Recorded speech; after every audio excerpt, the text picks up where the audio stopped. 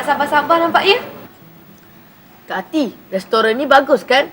Layanan diorang pun mesra. Memanglah Aiman. Restoran macam ni, pekerja-pekerja dia terlatih. Oh, macam tu. Lagipun Aiman, di kalangan pekerja-pekerja yang terlatih ni, ada ketua masing-masing. Seperti ketua bahagian dapur, ketua pelayan dan sebagainya.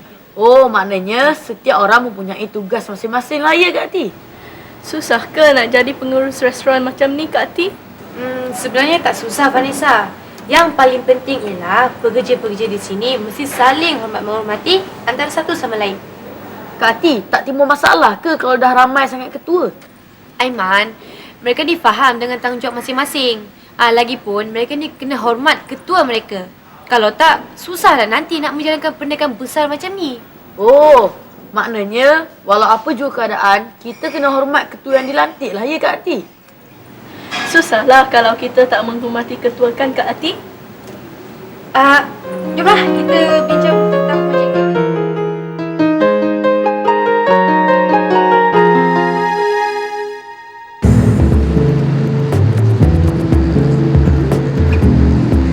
Hai, Assalamualaikum dan salam sejahtera Kak Ati ucapkan kepada adik-adik. Adik-adik apa khabar? Khabar baik Kak Ati. Baguslah macam tu. Kak Ati terlupa pula. Adik-adik di rumah bagaimana? Sihat? Kak Ati harap adik-adik di rumah sihat sejahtera selalu dan dapat menemani Kak Ati dan rakan-rakan di studio sepanjang rancangan remaja hari ini. Kak Ati, apakah cerita menarik untuk hari ini? Yalah Kak Ati. Tak sabar rasanya. Saya nak tahu topik yang akan kita bincangkan pada hari ini. Tentu seronok kan Vanessa? Mestilah. Di remaja hari ini kan, kita selalu membincangkan topik-topik yang menarik khusus buat rakan-rakan remaja di luar sana. Betul tak Kak Ati? Betul tu. Kak Ati setuju. Hari ini topik kita adalah mengenai kemakmuran serta keharmonian negara. Tahukah adik-adik bagaimana negara kita mencapai kemajuan yang begitu pesat pada hari ini? Vanessa? Aiman? Ashwin? Mestilah disebabkan faktor masyarakat kita yang sentiasa ingin maju ke hadapan Kak Ati. Saya rasa sebab kita sering didedahkan dengan pelbagai kemajuan terkini mengikut peredaran zaman. Sebab itulah negara kita boleh maju dengan pesat. Betul tak Kak Ati? Saya tak tahulah pendapat saya ni betul ataupun tidak. Tapi saya rasalah Kak Ati, kemajuan yang kita nikmati sekarang ni ada kaitannya dengan pemikiran pemimpin di negara kita. Maksud Aiman? Maksud Aiman, jika pemimpin kita tidak peka kepada pembangunan kemajuan teknologi di peringkat global, manalah kita dapat nikmati kemudahan-kemudahan di negara kita sekarang ni? Ya, betul tu. Pada Kak Ati, kesemua jawapan yang adik-adik berikan itu betul. Cuma, mungkin adik-adik terlupa kepada satu perkara. Adik-adik di rumah bagaimana? Apakah yang kami terlupa tu Kak Ati? Adik-adik semua terlupa bahawa kemajuan yang kita nikmati hari ini hasil daripada sikap masyarakat di negara kita yang hidup bersatu padu. Bak kata pepatah, bersatu kita teguh, bercerai kita roboh. Saya tak fahamlah Kak Ati, apakah sebenarnya maksud pepatah tu? Mesti ada kaitan dengan cerita hari ini. Betul lah tu Aiman. Tapi sebelum Kak Ati terangkan dengan lebih lanjut lagi, mari kita saksikan kisah untuk hari ini dahulu. Saksikan. Hari ini kita akan buat pemilihan ketua kelas. Kita ada 3 calon, Azwan, Nazli dan Rizwan ya. Jadi sekarang kita akan buat pengundian. Jadi yang memilih Azwan sila angkat tangan. Okay. Yang memilih Nazli? Yang mengundi Rizwan?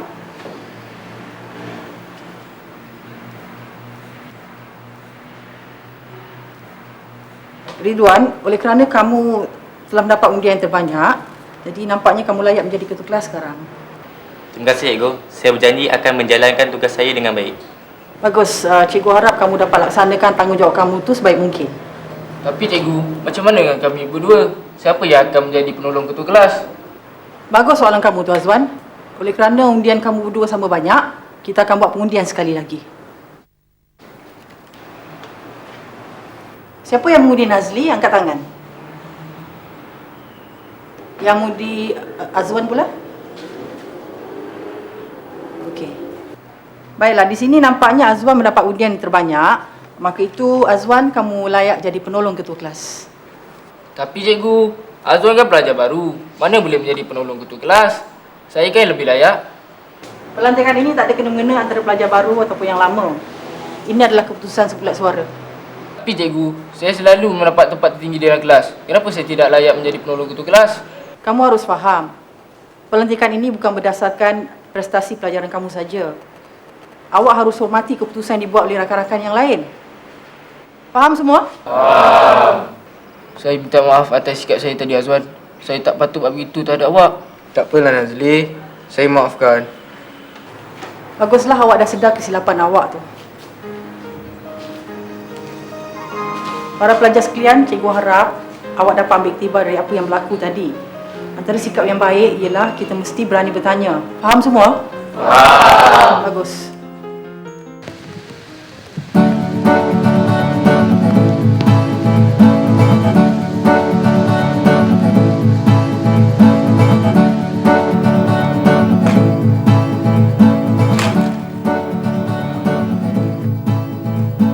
Berhenti semua. Mari datang dekat cikgu sekejap.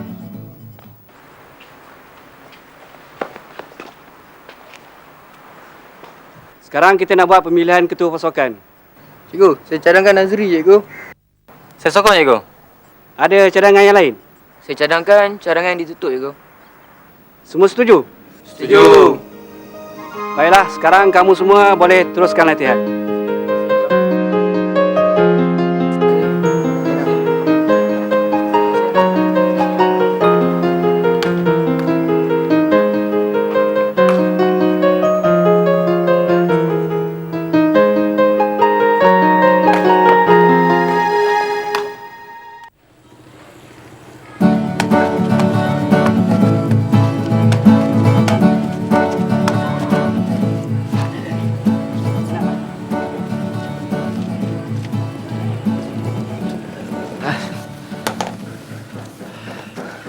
Kamu faham tak, Nazri?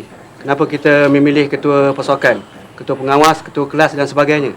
Sebab kalau tak ada ketua, susahlah sesuatu perkara itu nak dijalankan, cikgu.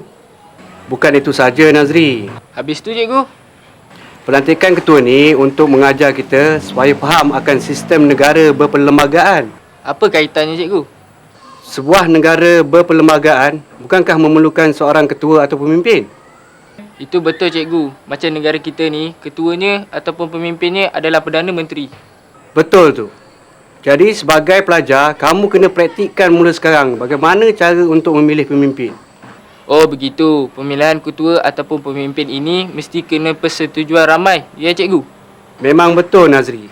Dalam pemilihan seperti itu, suara majoriti mestilah diguna pakai. Kita tak boleh mengenepikan suara ramai. Barulah saya benar-benar faham, cikgu. Kalau begitu, baguslah, Nazri. Mari kita teruskan latihan. Sementara menunggu kawan-kawan kamu yang lain datang.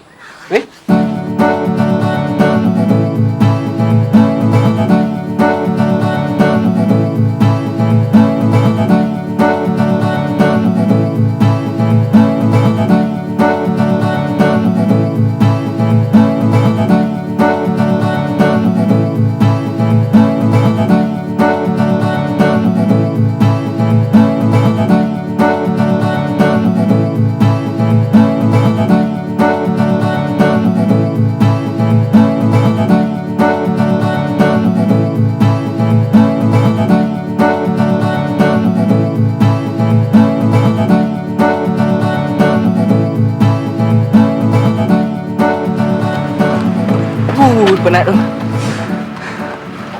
Nazri, cikgu cakap pelantikan ketua itu sebagai latihan kepada kita. Latihan apa, Azwan?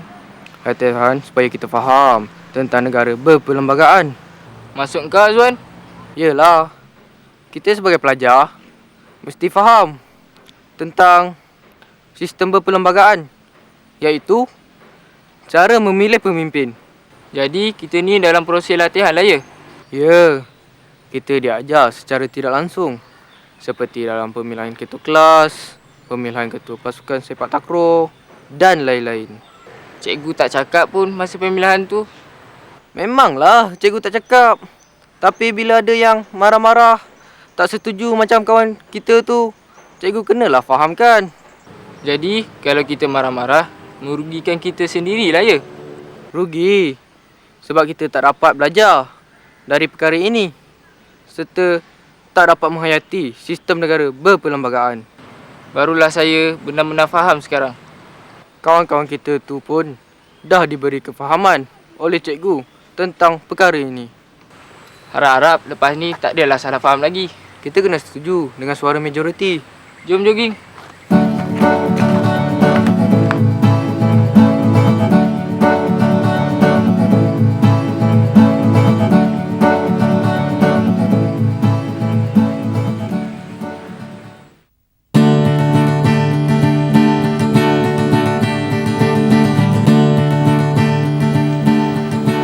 Ni failnya Kak Ti.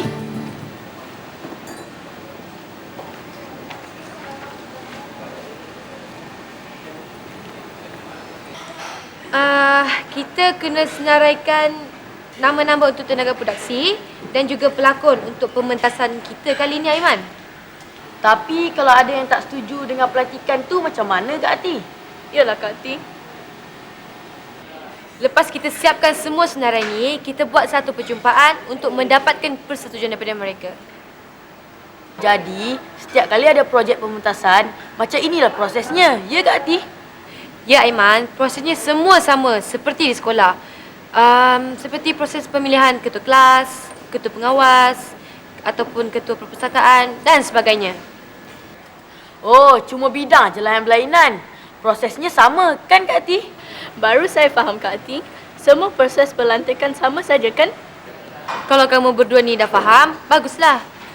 Sekarang Kak Ati nak agih-agihkan tugas. Aiman ambil ni. Vanessa pula baca skrip ni. Kak Ti punya pen. Sila tengok ya, apa nama-nama yang sesuai untuk jadikan tenaga produksi dan pelakon.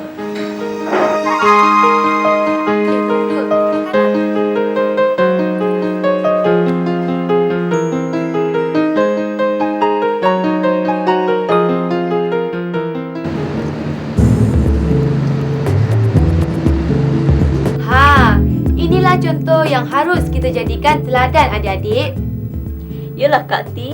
Tapi Kak Ati, apa pula kaitannya dengan pepatah yang Kak Ati katakan tadi? Apa itu? Bersatu kita teguh, bercerai kita roboh. Kaitannya? Betul kamu semua nak tahu apa kaitannya? Mestilah, kami dah tak sabar-sabar lagi nak tahu. Kami tak fahamlah Kak Ti. Yalah Kak Ti, apa kaitannya dengan kisah yang kita saksikan tadi? Bersatu kita teguh, bercerai kita roboh, itu membawa maksud sekiranya kita bersatu hati dalam melaksanakan satu tugas itu, kita akan berjaya mendapat satu hasil yang memuaskan. Manakala, sekiranya kita tidak bersatu hati, kita tidak mungkin akan berjaya dalam melaksanakan suatu tugas itu.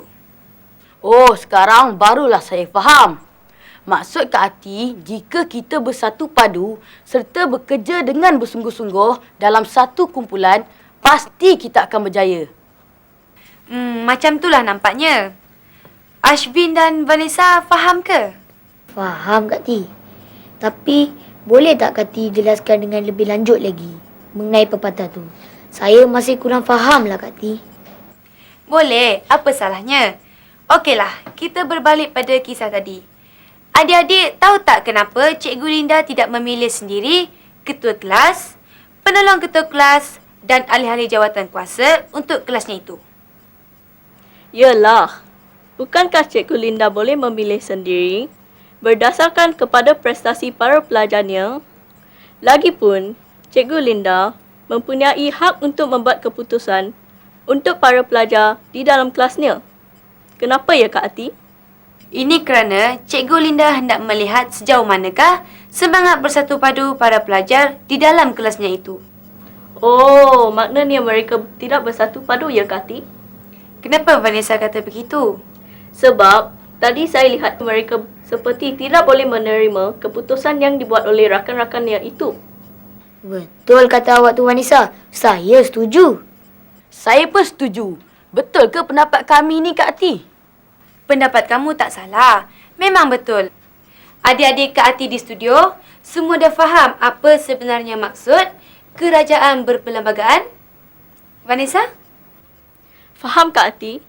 Kak Ati, kalau negara kita tidak mengamalkan amalan demokrasi, tentu kita tidak akan hidup aman seperti sekarang ini. Kan Kak Ati? Betul tu Vanessa. Negara kita terdiri daripada berbilang kaum, bangsa dan agama. Jadi kita hendaklah saling menghormati di antara satu sama lain. Kalau kita tidak saling menghormati di antara satu sama lain, apa yang akan terjadi, Kak Ati? Lah Kak Ti, apa yang terjadi ya? Tentulah kita hidup dalam keadaan yang tidak aman seperti sekarang. Masyarakat kita tidak akan dapat memupuk semangat perpaduan dan saling hormat-menghormati antara satu sama lain. Mesti pergaduhan akan berlaku. Kan Kak Ati? Tentu sekali. Setiap individu akan pentingkan diri sendiri tanpa memikirkan orang lain. Bagaimana pula dengan ekonomi dan keselamatan negara, Kak Ti? Wah, satu soalan yang bagus, Ashwin. Apabila hidup dalam keadaan kucil-kacil, tentu sekali ekonomi negara kita akan jatuh sekaligus keselamatan negara pula terancam. Maksud Kak Ati?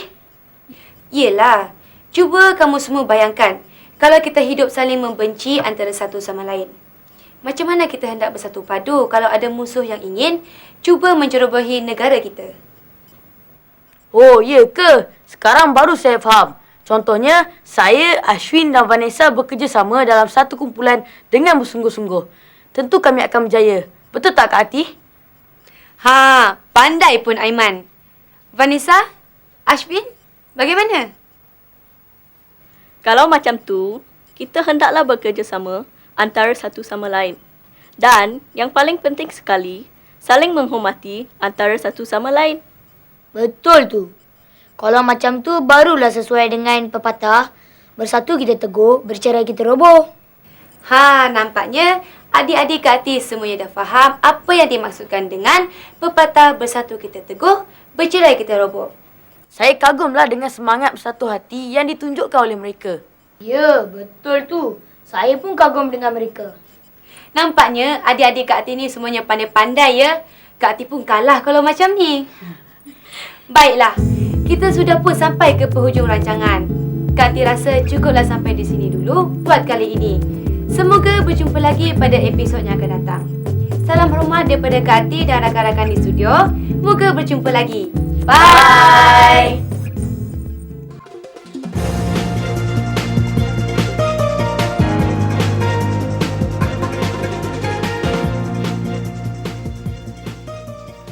Negara kita mengamalkan sistem demokrasi berperlembagaan.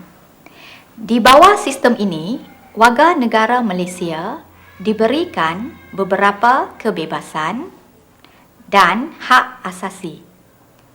Antaranya kebebasan bersuara, kebebasan beragama, hak untuk mengundi dan sebagainya. Walaupun diberi beberapa kebebasan, namun kebebasan ini ada batasannya. Kerana kita faham dan menerima bahawa negara kita, masyarakatnya terdiri daripada pelbagai kaum.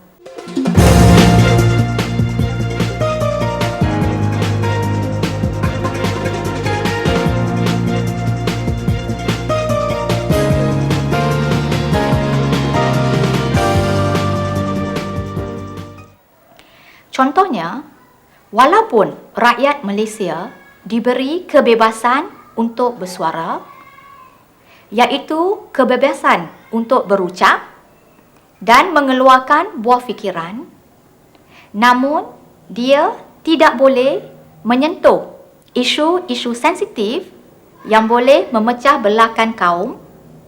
Ini bertujuan untuk menjaga keselamatan dan keamanan negara. Begitu juga untuk memilih pemimpin negara.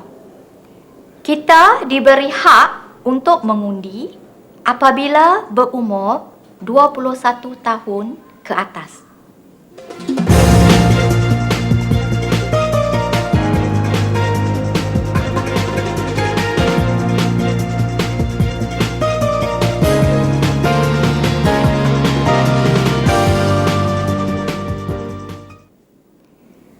Oleh itu, kita perlu melaksanakan tugas dan tanggungjawab sebagai warga negara dalam kerajaan demokrasi.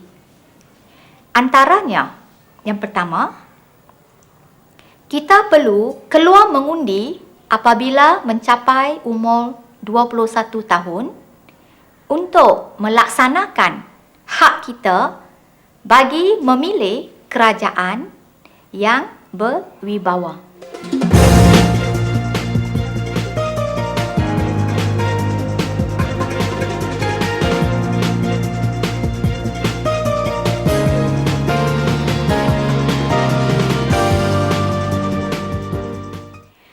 Kita juga mesti menunjukkan kesyukuran dan terima kasih kepada pemimpin yang telah memajukan negara kita dengan menunjukkan taat setia kepada raja dan negara.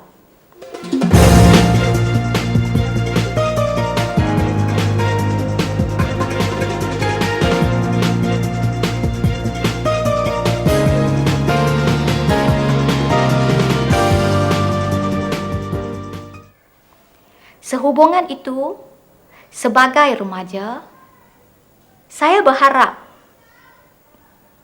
kita perlu hidup bersatu padu kerana bersatu kita teguh, bercerai kita roboh. Kita juga perlu hidup aman dan damai. Semoga dengan itu, kemakmuran dan keamanan serta keharmonian negara akan berkekalan dan dinikmati secara berterusan.